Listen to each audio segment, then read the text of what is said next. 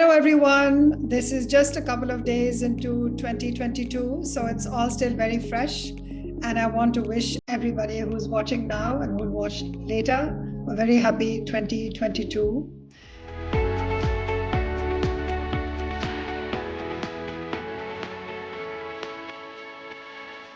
Things have been so disruptive globally in the last couple of years that this is not like business as usual. I also want to say I was just reading an article about universities overseas just a short while ago, and I realized that many colleges and universities in North America have delayed their spring semester. It should have begun today, but they have adjusted. Some have adjusted academic calendars a few weeks online. Some have discouraged students from coming in to campus right now. Some have delayed to January 30th. This never used to happen. So at this point, when I speak about mapping your study abroad journey, is this like business as usual? No. Study abroad journeys used to be pretty linear. Since 2020, they are not. So what should I be telling you? This is what this session is about. I'm Dr. Maina Chawla Singh. I have been a professor both in India at universities as well as in the US. I have been a speaker and a faculty member in Israel and also in France, and have spoken at numerous universities in the UK. So what I bring to you is a professor's perspective on the study abroad journey, because I have seen it both from the sending society and the receiving universities. So since 2020, if things have changed so much, should you not be doing what you have been doing, is look for the best college, best destination country? Of course, yes. But today, I think that prescription is a little bit limited. It's limited because what we need in 2022 is the result of the pandemic, Delta, Omicron, and beyond. And why do I say beyond? Precisely because we have seen that it's still an unfolding situation. So should we abandon planning, goal setting? Not at all. You are a study abroad person, and that's why you have logged into this. And I want to say that you still definitely need to do that research. You need to fill that application. You need to build a portfolio. You need your counselor to work with you or your coach. But what should we be doing? What should I be saying now? Remember, everything that you read the last few months has been about be positive. No, don't worry. I'm not going to do a 10-minute talk on being positive. I want to give you a mature perspective, a realistic way of looking at how to plan that journey, not in terms of the details and the information. That you will have to do in any case. But how to look at that journey so that you don't feel disrupted when disruptions actually occur. So the first fact for us today is the journeys for study abroad today are not just about research or planning. They're also about adaptability. They're about having coping mechanisms. Let me go back a little bit for just 1 minute to say what happened in 2020. We actually have had a whole spectrum of experiences. First, there was a total ban, and there was total suspense. What are we going to do? No one knows. So what did we do? We struggled first with anxiety. Am I going to be able to go? Are these students going to be able to go? Uncertainty. Did we give up? No. We moved everything online. We couldn't meet our professors, our coaches. We couldn't meet our mentors, and we moved everything to the digital, more than we had ever done before. We enrolled in courses, students took up courses, they got coaching, they got counseling, all of it was remote. Earlier, it may have been hybrid, but it just all went remote. We started using apps so that we could do everything virtually. Don't stare at the closed door. Look for a window, okay? So when a door closes and you find you suddenly can't go, don't keep looking at it. It's closed.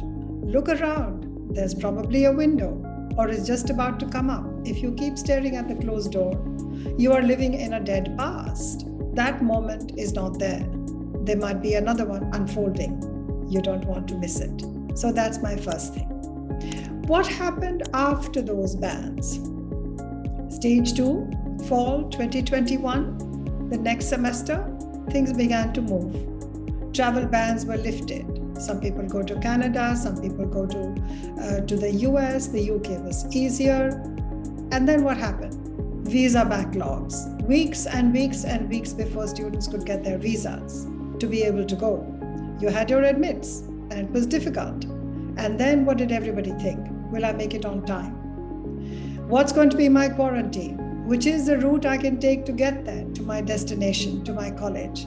Is my vaccine going to be accepted? Those were real issues, and we worked with many, many students at the time. What did this teach us? We realized from the work we do at Leverage Edu that the first thing it taught all of us, the students, we as mentors and our mentees, it taught us patience. It taught us to breathe, just to calm down and to think, what are we going to do? What did we do at that time? We kept up the research.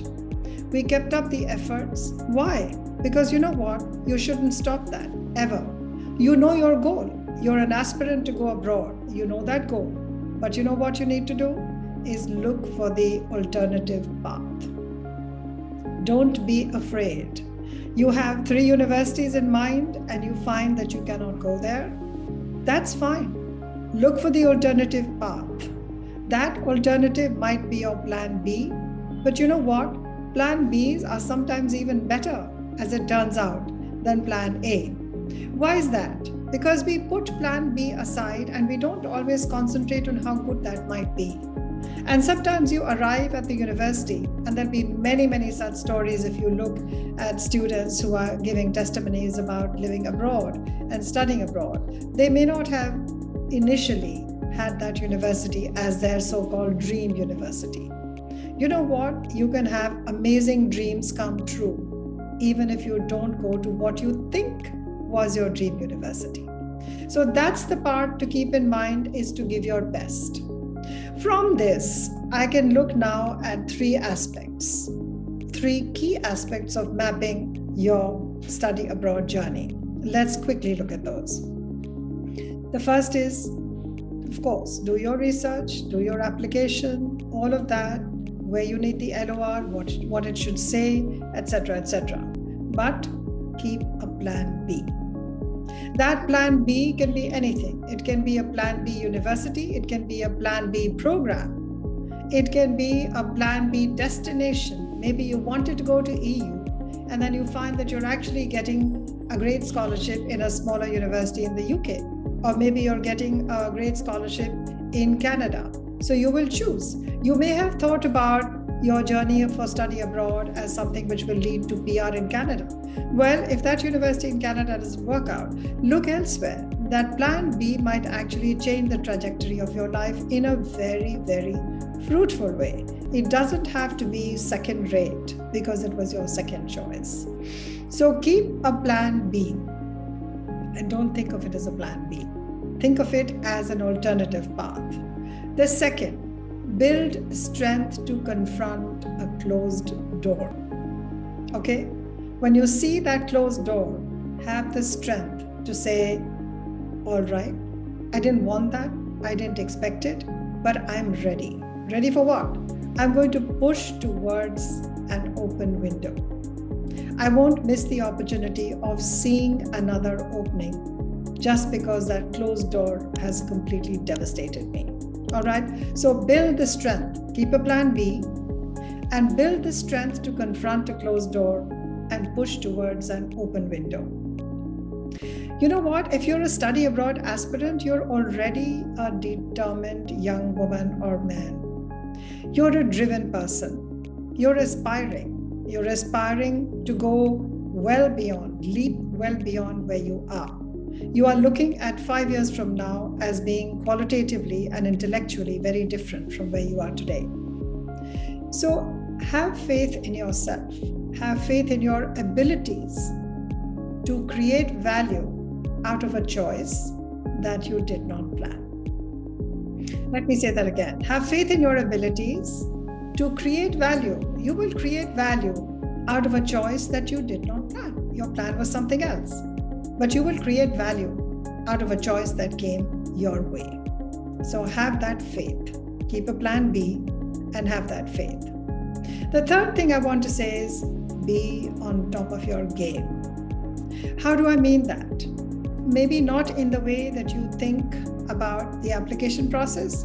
I actually mean you need to be on top of your game about being informed about overseas, about abroad, about global politics. Why am I saying that? Global politics has been intertwined with the spread of the pandemic. Policies towards immigration are all tied with that as well. There are many aspects about study abroad which will shape your life in an overseas university, which actually come from developments in politics, in science, in law, in public policy. So be on top of your game and look at what's happening globally in politics and in economies. Why am I saying that?